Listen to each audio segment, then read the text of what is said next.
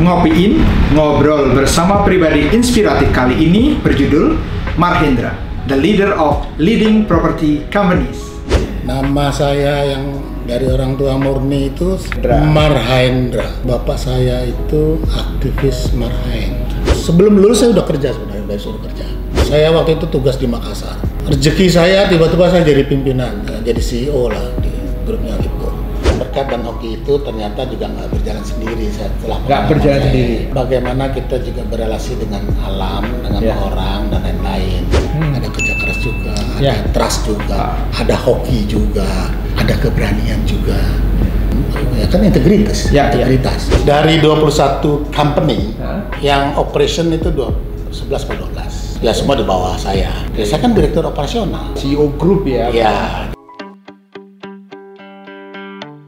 Jumpa lagi dengan saya Heru Krishna di Ngopiin, ngobrol bersama pribadi inspiratif. Jangan lupa like, subscribe, dan tekan bel serta share. Hidupku bertambah bahagia.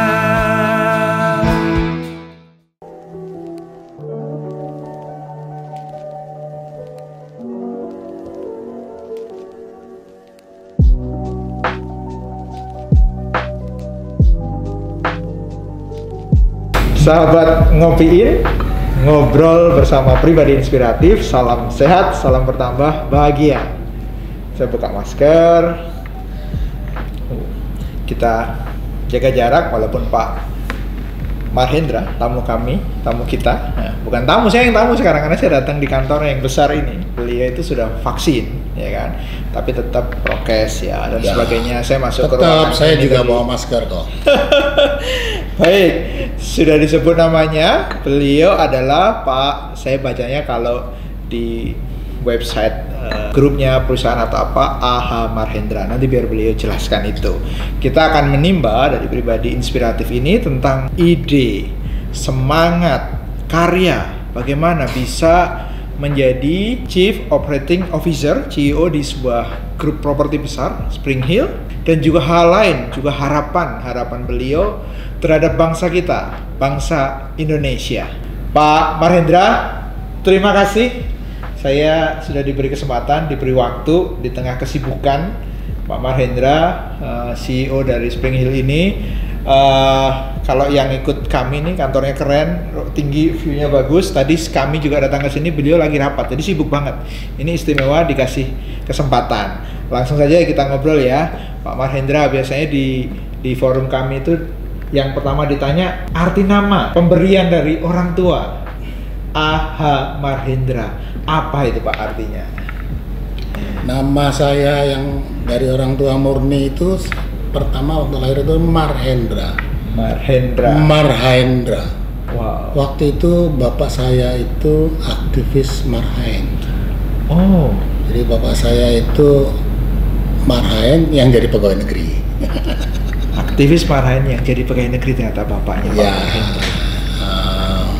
Terus aktif sampai pensiun di PLN. Nama saya di aktenya masih Marhendra. Tapi saya singkat terus Marhendra. Oke. Jadi asal katanya itu Marhendra itu dari Marhaen. Tapi anaknya nggak main-main politik. Maksudnya tidak terjun dan aktif di politik. Iya. Tapi namanya berpolitik ya, manusia itu kan manusia, makhluk sosial dan masuk politik ya. Tapi bukan berarti saya ikut terjun di politik.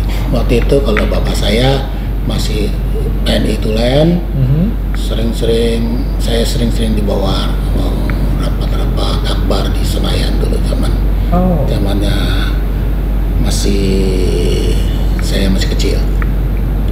Oke, terus beliau jadi pegawai negeri, nggak bisa, zaman Soeharto kan nggak bisa berpolitik, tapi idealismenya itu diberikan kepada anak-anaknya. Jadi semua anak-anaknya itu nama-namanya berbau PNI. Ada adik saya namanya Banton tuh Banteng Ketaton. Wah, pokoknya nama-namanya PNI gitulah. Luar biasa ya. Tapi saya baca lagi Marhaen itu ternyata saya baca itu tulisannya Bung Karno, rakyat jelata. Rakyat jelata. Iya.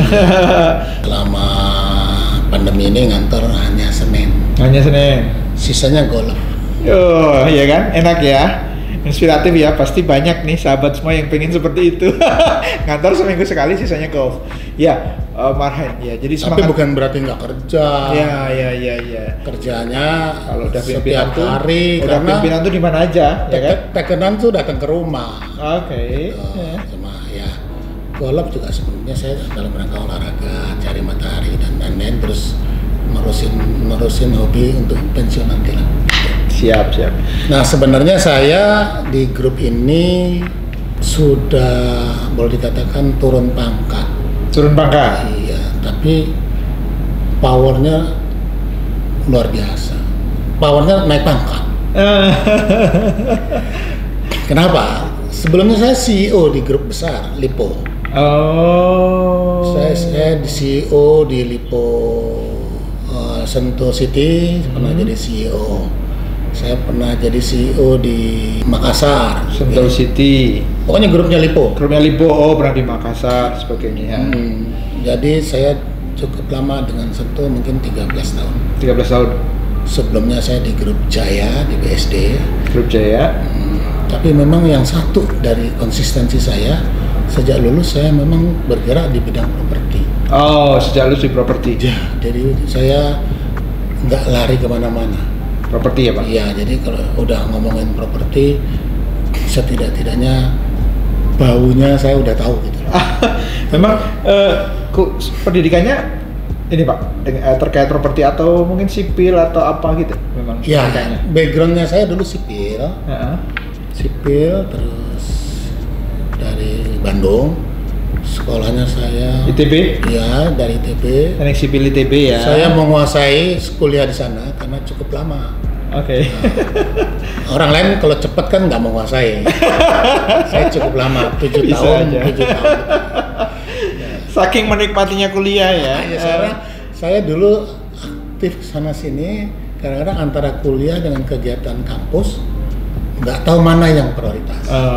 Jangan sampai kuliah mengganggu kegiatan gitu Pak. Tapi ini bercandanya begitu ya? Zaman dulu tuh mungkin bisa begitu, mungkin sekarang nggak applicable lah. Generasi sekarang mungkin beda lah. Dulu saya senengnya orang suka gaul saya. Saya karakternya lebih baik, banyak teman, tapi satu musuh jadi pikiran. Jangan ada musuh satupun kebanyakan, ya kan? Teman sebanyak mungkin masih kurang nih. Ya. Satu musuh jadi kepikiran kan? Jadi kepikiran. Iya, mendingan semua teman. Semua teman. Ternyata dengan konsep saya seperti ini, walaupun saya sekolahnya nggak cepet-cepet lulus lah tadi, jadi memudahkan saya dalam berkarir. Jadi inspirasi tadi dapat ya. Ya. Jadi ternyata membangun pertemanan, membangun networking, teman sebanyak mungkin itu memudahkan saat berkarir. Inspirasi kita dapat. Iya, itu fakta. Contoh, saya waktu itu tugas di Makassar. Rezeki saya tiba-tiba saya jadi pimpinan, jadi CEO lah di grupnya Lipo. CEO ya Pak, CEO. Membangun kawasan yang namanya Tanjung Bunga 1000 hektar. Tanjung Bunga 1000 hektar. Nama perusahaannya Gua Makassar Tourism. Yang di Makassar nih CEO yang bangun nih. Tanjung dari Bunga. nol ya. Wah, saya dilempar di situ, nggak ngerti sekolah teknis, nggak ngerti keuangan, nggak tahu. Tiba-tiba dipercaya sama Pak James Riyadi, kamu pegang. Ya udah. Tapi ya namanya teman banyak ya itu tadi. Begitu urusan teknis, sebelum ini saya telepon. Saya bisa telepon profesor, doktor ya teman-teman semua, karena pergaulan itu penting. Itu penting ya. Ini urusan gini gimana nih? Ini. Oh, gampang. Lu kesini deh. Ya datang, enak. Terus saya bisa datengin orang-orang penting ke Makassar. Orang di Makassar kan kaget. Disangkanya saya orang hebat. Padahal teman-teman saya yang hebat gitu loh. Jadi ya itulah seperti itu. Contohnya bagaimana pada saat kita di kampus tadi banyak bergaul, tapi kalau paling bagus tuh banyak bergaul tapi sekolahnya yang cepat. Idealnya begitu, gitu tapi ya plus minus semuanya tetap bisa kita jadi dalam berkawan itu kita jadi solving problem, bukan create problem. Ya, Jadi ada masalahnya gimana beresin gitu. Nah itu salah satu keuntungan saya pada saat saya kuliah terlambat lulusnya, saya banyak kawan baik di kampus, baik di organisasi dan lain-lain. Jadi setiap ada masalah dalam karir saya sampai detik ini kok ketemu aja. Contoh nih, waktu saya masuk Jalik balik lagi ke Jakarta. Wah, ternyata di Jakarta itu ngurus perizinan nggak gampang kan. Namanya saya dipercaya sama pemegang saham mengurus perusahaan. Jadi bisa bayangin kan dari nol kan, dari rekrut pegawai, rekrut ini, ngurusin marketing, ngurusin izin, ngurusin semua lah, tetek bengek lah, istilahnya banyak. Jadi pada saat perizinan ya saya datanglah ke DKI, ketemu pejabat ini, dilalah temen juga. Jadi rupanya enak kan ngobrolnya, bener. kan pada saat kita bergaul, mereka punya image dengan kita. Bahwa saya bukan orang yang gimana gitu istilahnya. Orang baik lah, gampang gaul lah dari dulu. Jadi orang tuh bantu pun nggak pakai duit kan. Iya. Selesai gampang gitu. Terus pada saat saya urusan itu, terus saya punya proyek di Kemayoran. Terus, wah isinya bermocora. Wah bisa bayangin kan. Rupanya tentara-tentara yang desersi itu berkuasa di sini. Saya suruh anak buah saya ngadep, dia bilang teman anak buah saya itu bilang saya kenal ada orang di rumah ya udah. Begitu dia ketemu, bapak, saya dia bilang, loh, Mahendra itu dulu yang di Sentul, saya kenal banget. Ya kan? Wah udah sini. Track record tuh penting banget ya. Begitu dia masuk Pomal di sini, lari semua itu takut kan. Jadi the right institution. Inspirasi yang kedua, jadi kan tadi berteman itu banyak solusi gitu. Lalu juga track record yang baik. Jadi kita memiliki track record kebaikan kepada banyak orang, kita nabur aja nggak tahu suatu saat, ternyata ya kan, yang diinget yang baiknya, yang diinget baiknya. Oh waktu di Sentul dulu saya kenal, membantu. Dua, inspirasi. Ya, jadi saya memang sengaja ngomong ini inspirasi ini supaya apa? Siapa tahu nanti saya suruh anak saya dengerin lah. Kalau langsung itu dia suka gitu. Ya cuma anak Pak Mahendra, banyak anak-anak orang lain pada dengerin. Nabi kan tidak dipercaya di tempat asalnya. Kan? Iya. Bapak kadang-kadang nggak didengerin sama anaknya, tapi didengerin sama orang lain. Gitu loh. Jadi gitu. Nah, jadi poinnya saya dulu di perusahaan yang lebih besar lagi. Pada saat di perusahaan lebih besar lagi, saya diajak ke sini, ada proyek baru di Kemayoran. Nah, saya bilang, ditawarkan, Pak Mahendra pegang proyek baru, tapi Bapak saya kasih saham, gitu-gitu. Oh saya nggak penting lah saham. Yang penting satu, saya nggak mau kerjanya, nggak mau jam-jam 12 malam ditelepon, waktu dulu sama Lipon. 12 malam ditelepon, lagi liburan ditelepon. Punya waktu lah ya, punya waktu kapan kerjanya tuh ya nggak terus-terusan lah ya, ada beda-beda waktu. Ya, artinya saya sebenarnya, waktu saya sudah resign dari Lipo, saya tuh megang 5 perusahaan sebagai advisor. Tapi itu cuma jalan 2 bulan, gitu loh, jalan 2 bulan. Saya pikir satu advisor saya tidak berapa, 5 cukup lah. Hari pertama di sini, hari kedua di sini, hari ketiga tinggal ngomong-ngobrol kan. Tapi ternyata waktu di sini nggak bisa lah, yuk ditanya lagi. Awal ditanya juga, aku datangnya tiap hari, udahlah join aja lah ya. Waktu join, oke, saya mau join. Ditawarin saham pun saya nggak mau, itu nggak penting buat saya. Terus oke, tapi saya kerjanya nggak mau. Ya gitulah. Jadi tadi yang saya bilang, pangkat boleh turun, jadi dari CEO jadi COO. CEO jadi COO. Tapi powernya jauh lebih berkuasa. Itu bedanya, karena ada agreement begitu. Semua memang harus di tangan saya. Artinya ada kebahagiaan lebih ya. Cuma memang ada poin-poin penting yang memang saya nggak mau urusin gitu loh. Nah, jadi memang Salah satu yang paling penting dalam hidup saya itu kita harus mendapatkan trust.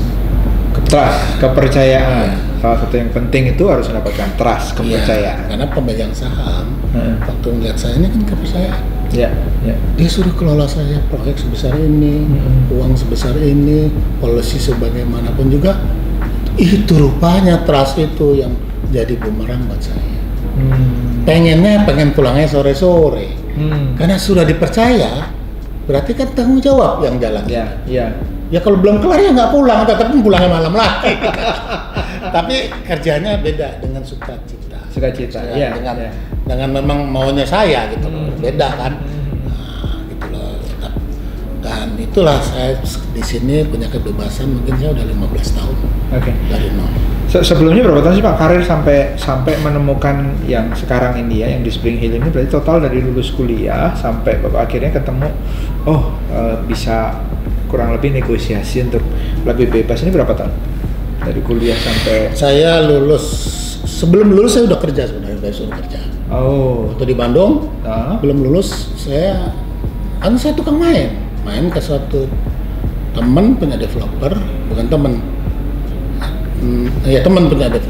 Teman kerja di developer, bosnya sering ketemu bosnya naksir saya gitu loh. Udah lu sama gua aja, tapi saya belum kelar sekolahnya.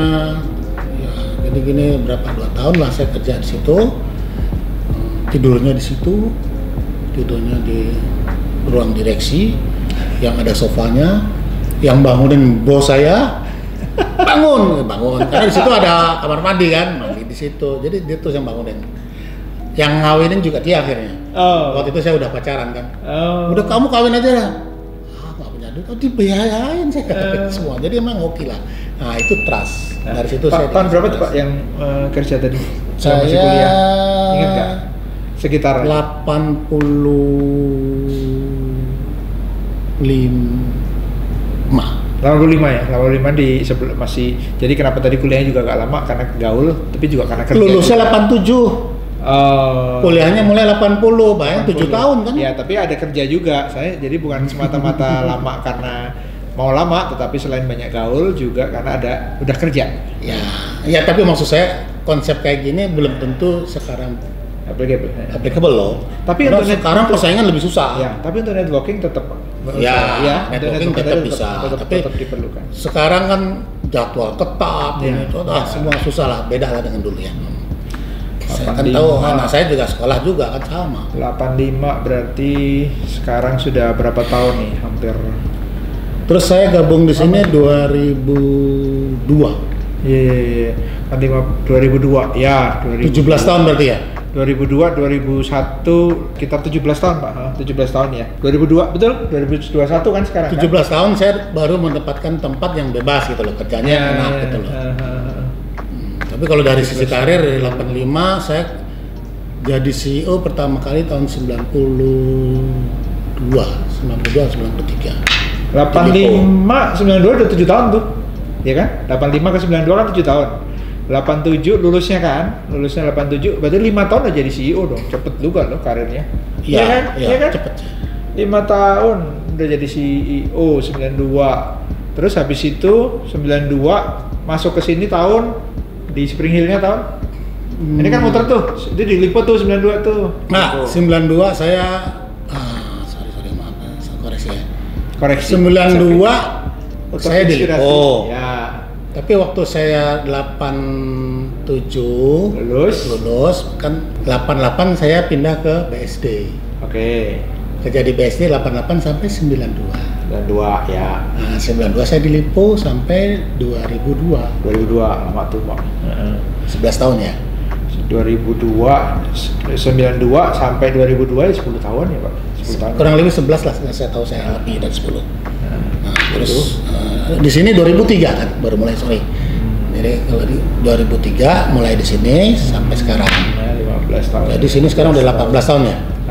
2003, 2001 2003 sampai 2021 kan 18 tahun.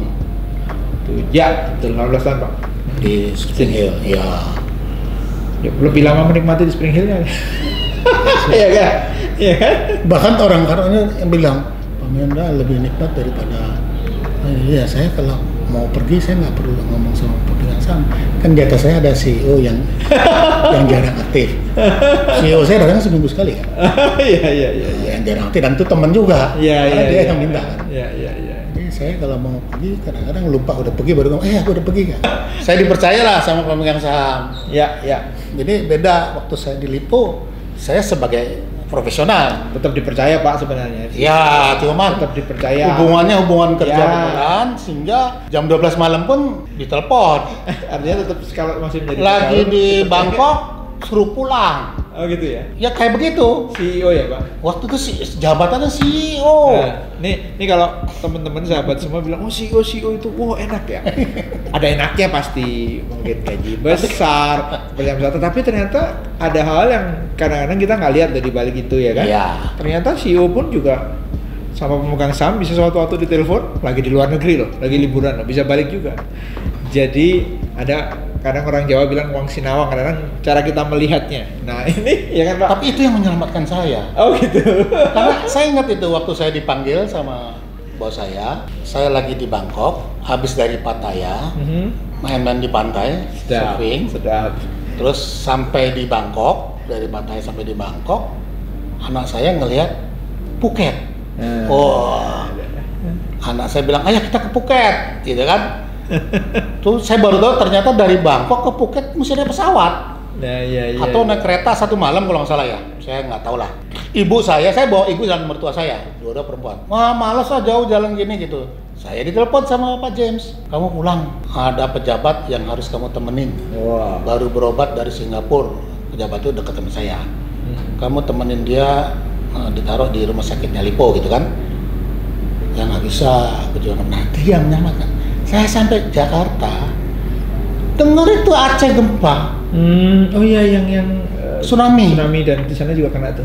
Phuket habis. Iya, Phuket kena. Saya pasti lagi main motor itu. Saya baru inget itu. Uang sinawang bener. Iya. Tuhan ngatur loh kita. Ya. Jadi yang kelima tadi di samping tas ada apa? Ada apa unsur hoki atau unsur hoki, berkat, keberuntungan. Nah, keberuntungan. Ya, semacam itu. Kalau nggak satu keluarga loh itu. Ya. Jadi ternyata hal yang kadang-kadang kita ngerasa, kok gitu amat sih ini diganggu atau apa? Ternyata itu cara Tuhan untuk nyelamatin satu keluarga ya. Kalau nggak diganggu gimana coba? Ya kan? Udah maksain. 6 orang mati itu. Ya. Suami, istri, anak 2, mertua sama ibu. Ya belum tentu juga sih Pak, mungkin di situ juga bisa selamat. Tetapi kurang lebih kita memaknainya begitu. Kan ya, itu kisah. Pasti anak saya senang main itu jet ski. Oh iya. Pasti dong di pantai dong, tinggalnya di pantai dong. Udah bisa ngebayangin lah gitu. Ya. Ada faktor berkat, ada faktor keberuntungan, ada faktor hoki, ya. Ada dari apa ya? Bagaimana kita tetap diingatkan Tuhan dengan cara-cara yang mungkin pas pertama kita itu ngerasa nggak enak loh gitu. Nah, berkat dan hoki itu ternyata juga nggak berjalan sendiri setelah nggak berjalan sendiri. Bagaimana tuh Pak? Bagaimana kita juga berelasi dengan alam, dengan orang dan lain-lain.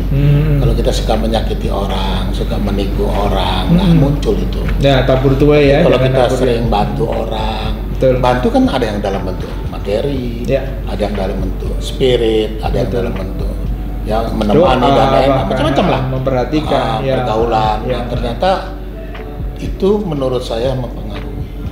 Jadi tanamlah yang baik-baik itu ya Pak.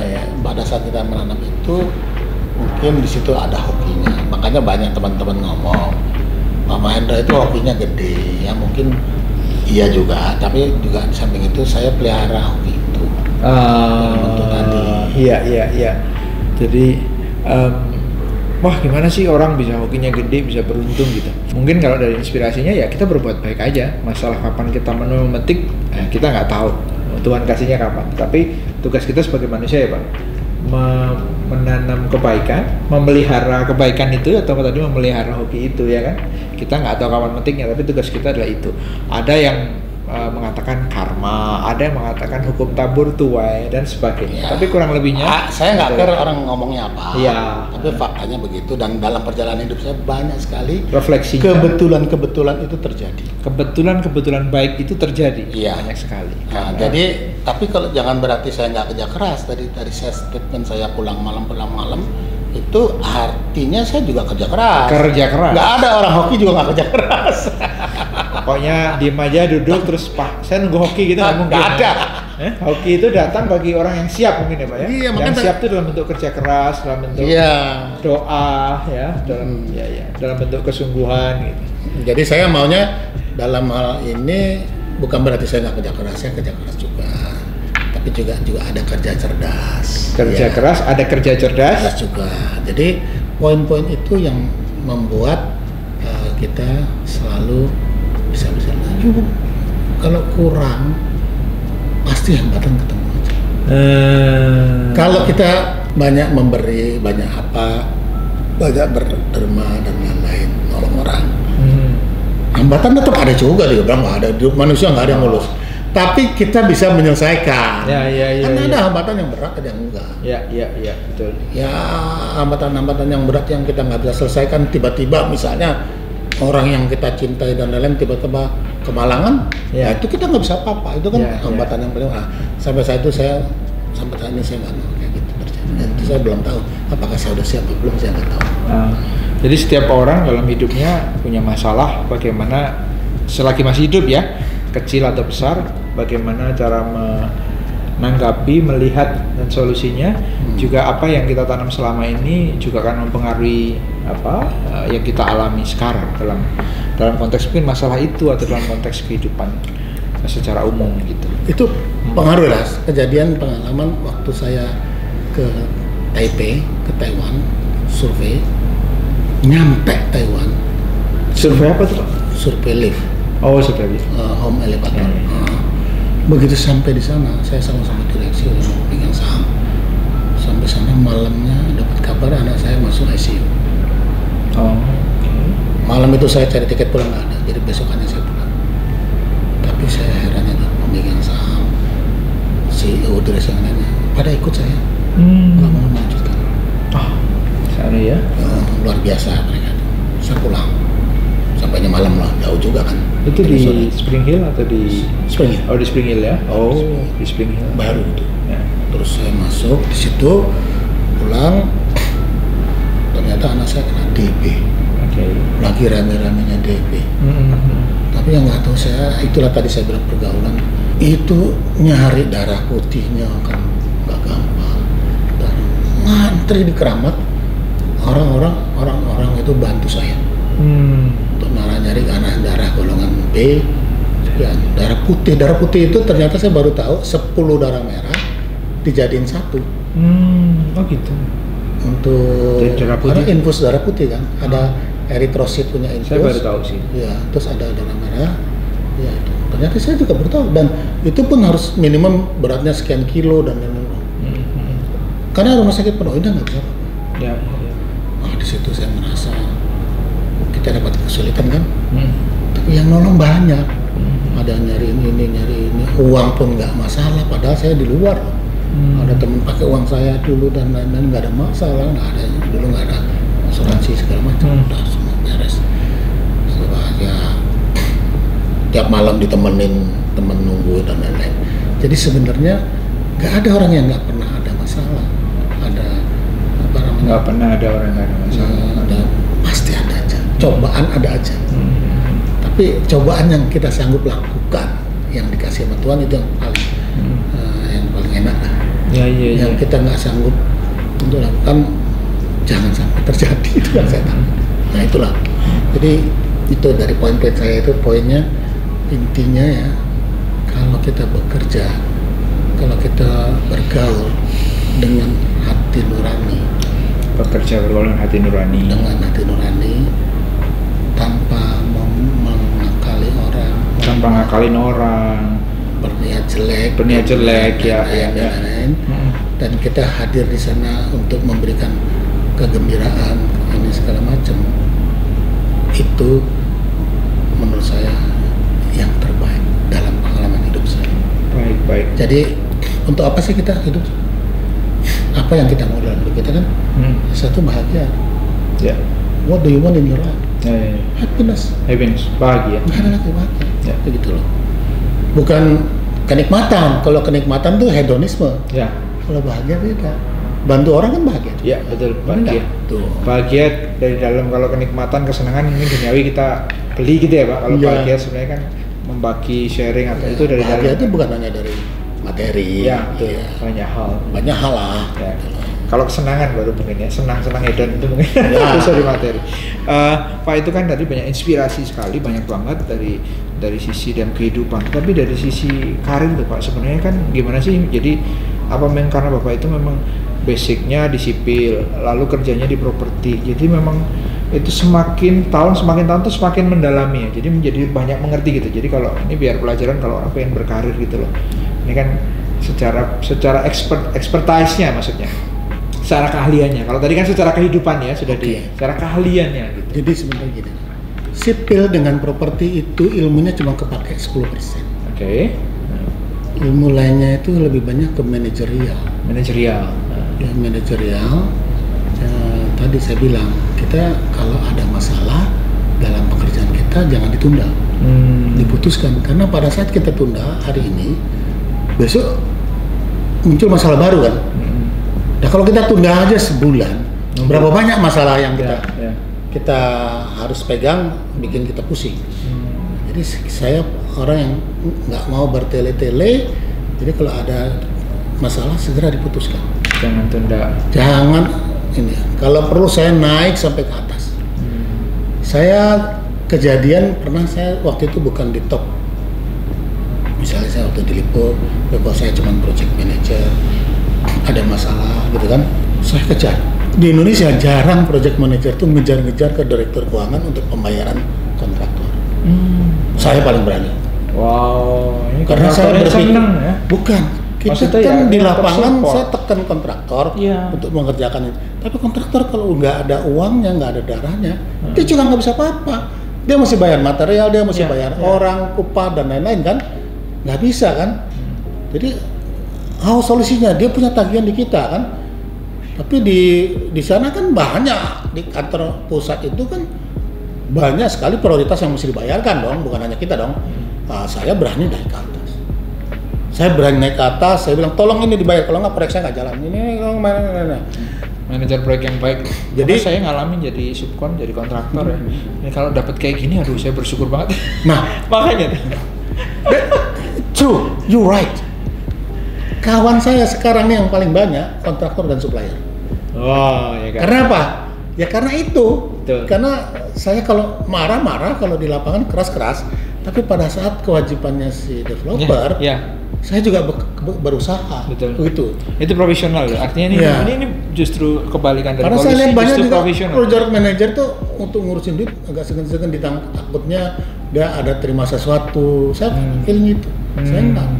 Proyek saya berhenti loh kalau nggak dibayar. Tukang nggak dibayar, kualitasnya turun dan lain-lain. Nah itu yang menurut saya salah satu yang harus berani ngambil, bahwa integritas. Nah, tadi saya bilang kan trust itu timbul karena integritas. Karena kita jujur, integritas. Satunya kata, perbuatan, pikirannya. Ya, satu kata. Ngomong A lakukan A, ngomong B lakukan B gitu kan. Jadi dengan integriti yang kayak begitu, orang kerja pun mau. Saya dulu waktu pertama kali kerja di Lipo, ada CEO saya, orang Filipina. Itu suhu saya, guru saya, namanya Tong Padilan. Dia tuh sampai geleng-geleng kepala. Saya bisa mendatangkan suplai barang yang nilainya besar sekali pada saat itu tanpa ada SPK. Karena kan mau musim hujan, saya perlu gorong-gorong yang namanya Dusaspun. Nah sebelumnya saya kan sudah pernah kerja sama dengan Dusaspun. Orang Dusaspun ini, bosnya itu percaya banget sama saya. Terus saya telepon, ini tolong kirim Dusaspun. Wah itu dia kirim hari Minggu. Senin ramai di proyek. Ini CEO saya Mereka belum ada proyek ke zaman itu kan proyek baru. Lipo Karawaci ini. Kita bicara Lipo Karawaci ini. Proyek masih baru. Saya bisa salah satu yang bangun Lipo Karawaci ya ternyata. Kan sebelum musim kan drainase beresin dulu dong. Itu bule-bule bingung kan.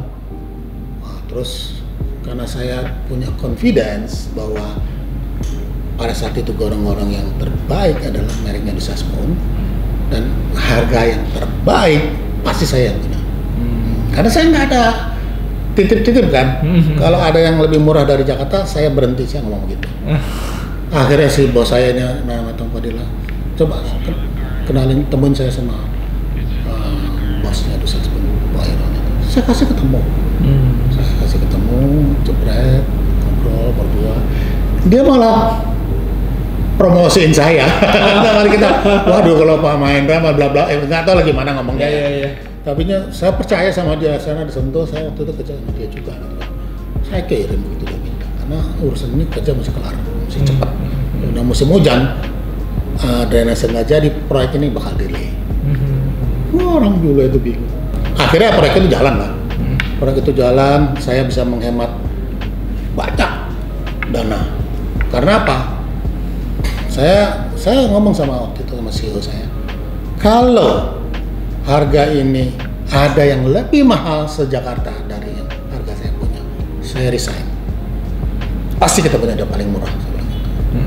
Iyalah, karena saya tahu lah, kan kadang-kadang di sana itu harga itu ada orang proyek pesen lah, ada yang mesen, ada taman-taman. Saya kan murni dan bayaran saya perjuangkan. Ya, integritas. Jadi tadi si ya. supplier itu pasti ngasih yang paling murah. Kalau sama Pak Mahendra udah nggak ada se-Jakarta paling murah kalau buat Masih murah biar best ya. Makanya saya dengan supplier pun saya jaga. Itu. Jadi tadi saya nggak tahu lah kalau dikumpul-kumpulin ya. Ada kerja keras juga, ada trust juga, ada hoki juga, ada keberanian juga. Ya kan integritas. Integritas memang harus ada keberanian Pak untuk satunya pikiran, perkataan, perbuatan itu. Nah kan 10% sipil kuliahnya, sisanya kan manajerial. Belajar manajerial itu dari pengalaman kerja atau ada secara khusus Pak? Nggak ada ya? Semua itu dari pergaulan. Mungkin dari pengalaman organisasi kali ya, aktivitas juga ya? Bisa jadi juga. Ada aktivitas organisasi, pergaulan dari pengalaman pekerjaan. Karena kalau dari sekolah kan nggak ada. Saya ikut kursus, pernah lucu juga, saya ikut kursus tentang penyelidikan tanah sekali 3 hari. Buat saya itu lebih ke arah refreshing, gitu loh. Ya nggak? Terus saya pikir gini, ya ngapain saya mesti ngerti ini? Karena kan setiap kerja kan developer kan perlu kontraktor, perlu konsultan. Ya kita tanya konsultan, kita tanya kontraktor, tinggal logic thinkingnya aja kan. Artinya logika kita aja yang bermain di situ. Wah ini bener apa salah kan? Ya nggak? Jadi sebenarnya teknisnya ngapain gua capek-capek? Dulu gua tak ada gitu kan. Tapi ya dalam pengalaman-pengalaman itu kita ilmunya ya dari semua hal.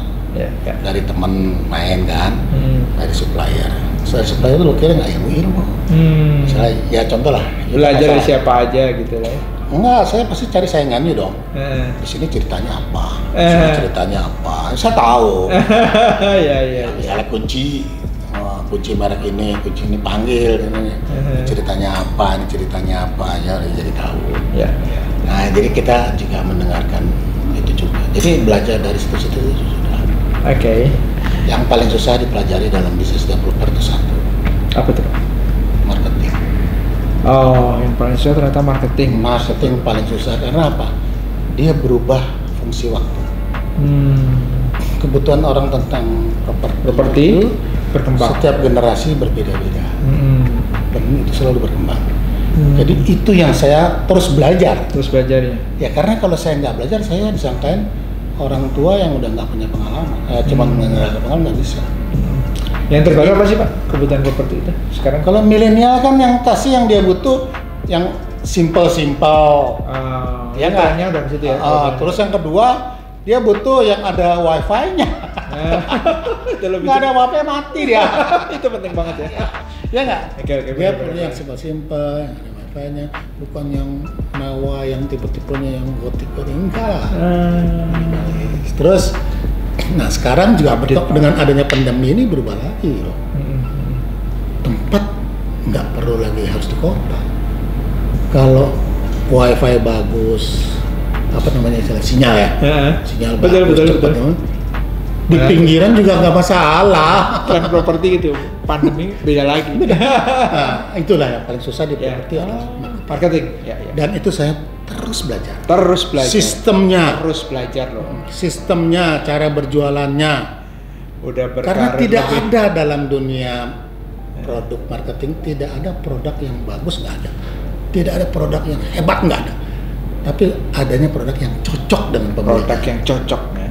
Sudah 30 tahun lebih lah di properti dan sudah di posisi dari 85 ya, 15 itu masih belajar loh.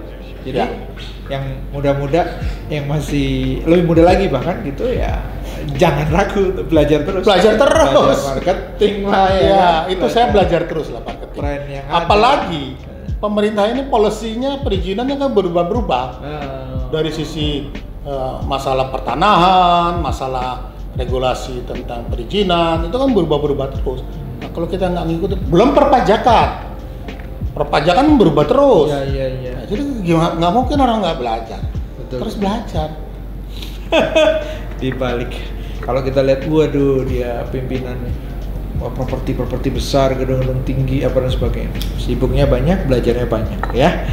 Oke. Pak, untuk Spring Hill sendiri ini ada 21 perusahaan ya, di bawahnya itu Pak Mahendra juga pegang juga, urusin juga atau bagaimana sih kalau di sini? Dari 21 company, yang operation itu 11 atau 12. Oh, 11-12. Ya semua di bawah saya. Oh. Ya, saya kan direktur operasional, CEO group ya? Ya, direktur operasional, semua operasionalnya di bawah saya.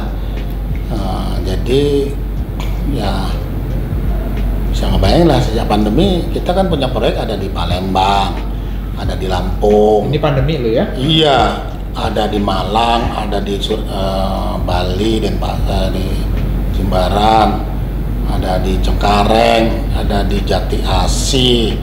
Wah, dan kayak di Lampung ada 2. Ya jadi, nah sekarang baru lagi ada di Serpong. Itu jalan semua Pak pandemi ini Pak? Jalan semua. Coba kalau saya mesti kontrol semua bisa nggak? Wow. Nggak bisa kan?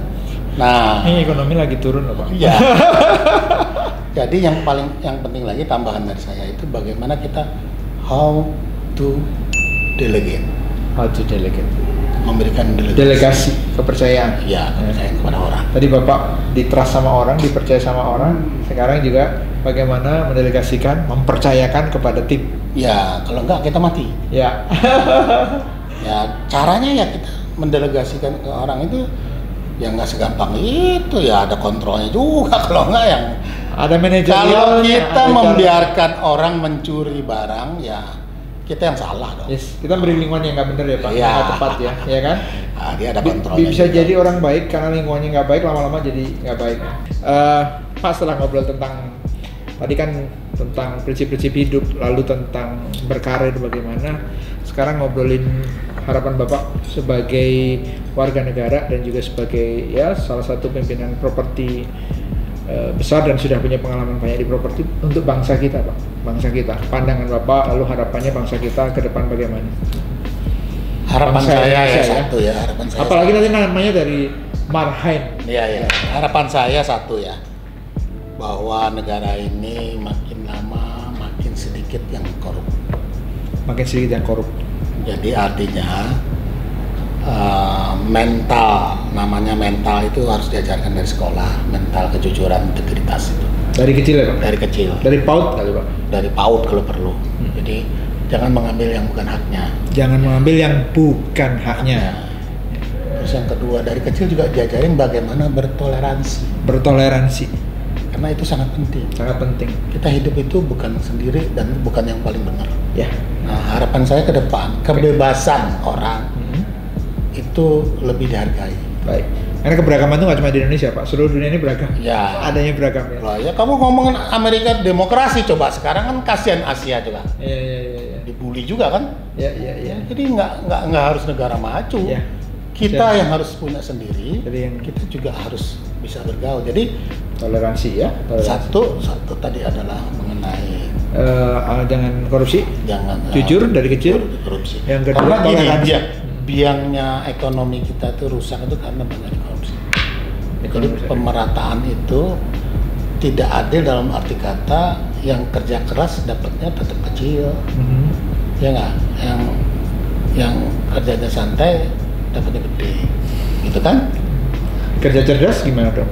Kerja cerdas dapat gede wajar dia cerdas, betul. Ya nggak? Kedua yang keberagaman, jangan sampai Indonesia itu dirusak oleh orang-orang yang ingin bahwa negara ini harus sama, nggak bisa. Kenyataannya sudah dari dan kebetulan Indonesia dari ujung sana sampai sini mau beda-beda semua, susah, ya nggak? Jadi karena dengan begitu, kalau Indonesia banyak peradaban, kan you lihat aja, saya fakta aja lah teman-temannya ya, terutama teman-teman yang ya istilah saya nggak suka sih sebut menteri lah. Sekarang banyak anak-anaknya sekolah di luar negeri, ya nggak? Karena merasa di sini kurang enak, berobat ke luar negeri, ya investasi di luar negeri, ya. Karena mereka mau save, ya wajar kok. Ya nggak? Tapi kalau di sini dia merasa safe, semua terlindungi dan lain-lain, ngapain? Gitu. Anak saya yang laki saya suruh kerja sama saya. Tapi yang perempuan pengen ke luar negeri, ya sudahlah, saya bilang saya janji S2 boleh, S1 tidak. Iya. Dan memang indah sekali loh keberagaman di Indonesia itu Pak. Kalau saya lihat, saya sekarang lihat di sosial media ya, yang pencinta budaya itu dari berbagai ragam pakaiannya, arsitekturnya dan sebagainya, itu keren banget loh Indonesia. Ini salah satu yang kaya untuk keberagaman tuh Pak. Ya jadi artinya kebebasan itu harus dihargai, dilindungi. Kebebasan harus dihargai, dilindungi. Kebebasannya mau tanggung jawab ya? Ya, siap. Apa yang mau disampaikan? Kalau tadi kan untuk bangsa. Ini dari Pak Mahendra, silakan closing statementnya apa? Kalau saya cuman punya pesan satu, Anda harus respect dengan semua, bukan hanya dengan manusia, dengan orang, tapi juga dengan lingkungan. Respect dengan semua ya? Ya, respect dengan semua. Tidak cuma manusia, tapi juga dengan lingkungan, alam, hewan, dan lain-lain. Oke. Karena kalau kita sudah punya respect dengan itu, ya, niscaya semua perjalanan kita semua akan lancar. Siap. Itu aja.